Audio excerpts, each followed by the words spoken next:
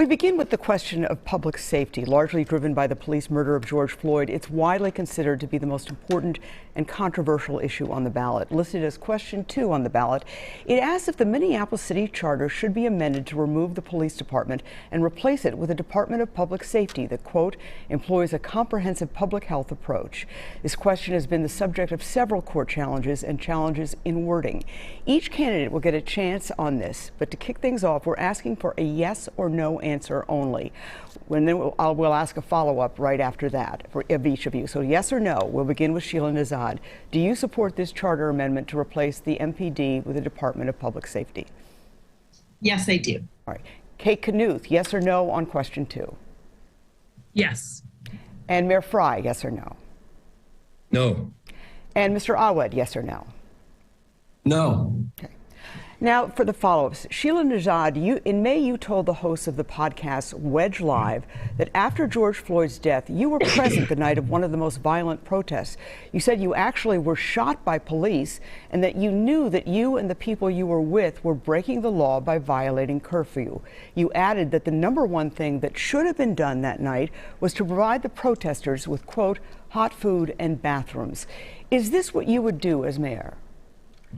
I think actually what I said was talking about what would be my response in times of protest like that, those many days. And I said that from the outset. I actually have the transcript right here. You said number one, bathrooms and hot food. Yeah. So the question was, what would your response be to protests? And my response is compassion for folks who are grieving.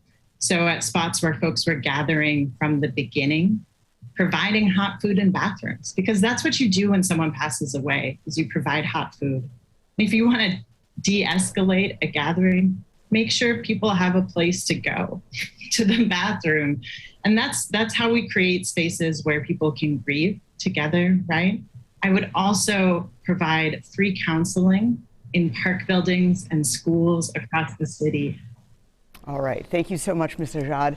Ms. Knuth, in 2012, as a state legislator from New Brighton, you voted to eliminate the civilian review of the Minneapolis Police Department.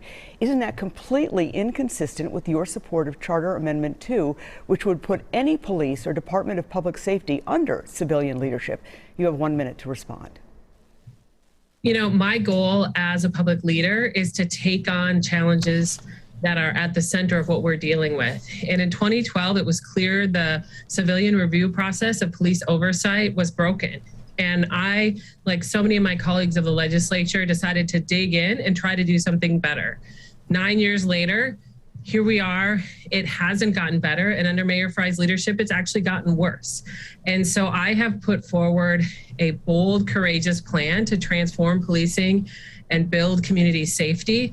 And I think Minneapolis voters should really be focused on the record of the last 4 years, and especially the last year and a half, where Mayor Fry has literally seen officers hunting people in our city and has not yet created accountability within the MPD. That's something that is not acceptable for Minneapolis voters, and I think we absolutely need to dig in and change.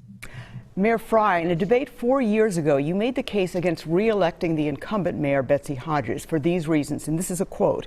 Over the past several years, we've had a 200% increase in violent crimes. Specifically, we've had some of the worst police-community relations in a long time. That was in 2017, what you said. Couldn't that same argument be made against your re-election? You have 1 minute. I think the history speaks for itself. We did have 2 years of unprecedented progress when I took office. And yes, the last 2 years have been unprecedented. They've been unpredictable, and whatever other superlative that you want to attach. And through it all, we've told the truth. We've charted an honest and clear path for the city. And the truth is that as mayor, you also need to make very hard and at times painful decisions. Our position has been consistent throughout on this item of public safety. I favor a both-and approach, which means yes, deep-seated accountability. Yes, a full structure change, safety beyond policing, and importantly, we also need police. And right now we have fewer officers per capita than just about any major city in the entire country.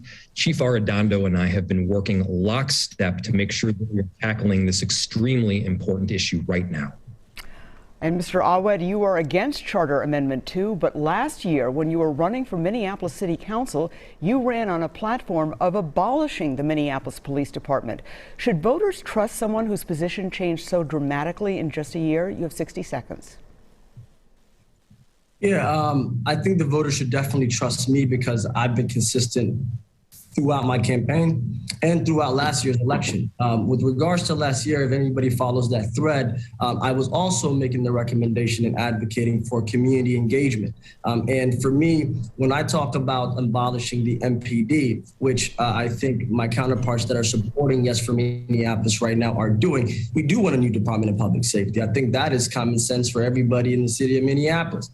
But how we get there is very, very important. And for me, I'm the only person in this race that's trying to bring people back to the point that we started, whereas communities of color really do need their voices heard in this important moment. And I think that this civil rights moment is really calling for leadership to be consistent on who they're trying to represent in power. So for me, I would not say that that's inconsistency. I would say that is extreme consistency.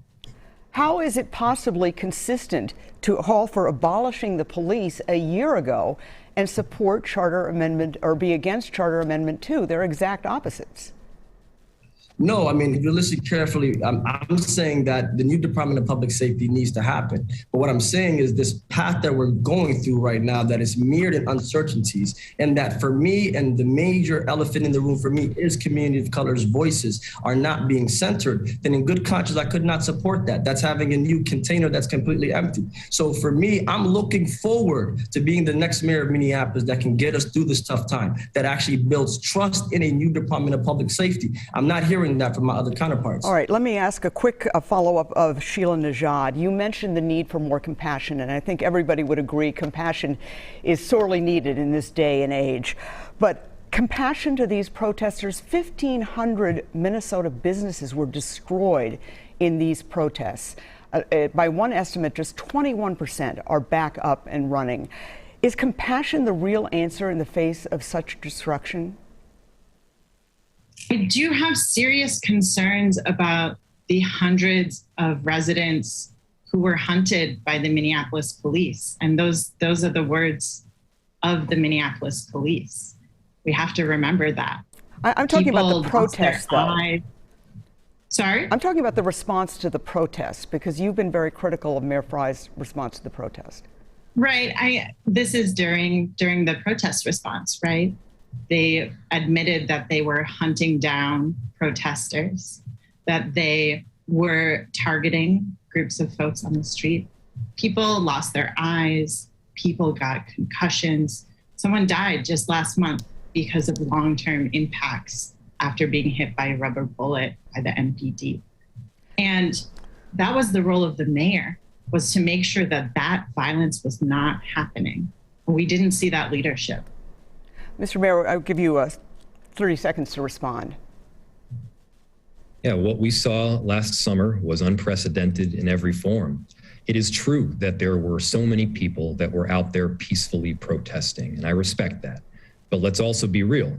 There were people that were violent as well. And some of the circumstances that we saw required that we had the necessary law enforcement present, whether that was from our police, the National Guard, or the State Patrol, that could quell the unrest and burning businesses that they're seeing. I understand fully that people are not comfortable with the presence of National Guard or State Patrol on the streets. It doesn't make me comfortable either. But what's also uncomfortable is the reality of a commercial corridor burning down. As mayor, you need to make these painful decisions at times, and every single step of the way, we did chart that honest course. These were very, very tough times, and we've led. Mr. Mayor, I'm sorry, we have to move on to our next question and my colleague Caroline Cummings.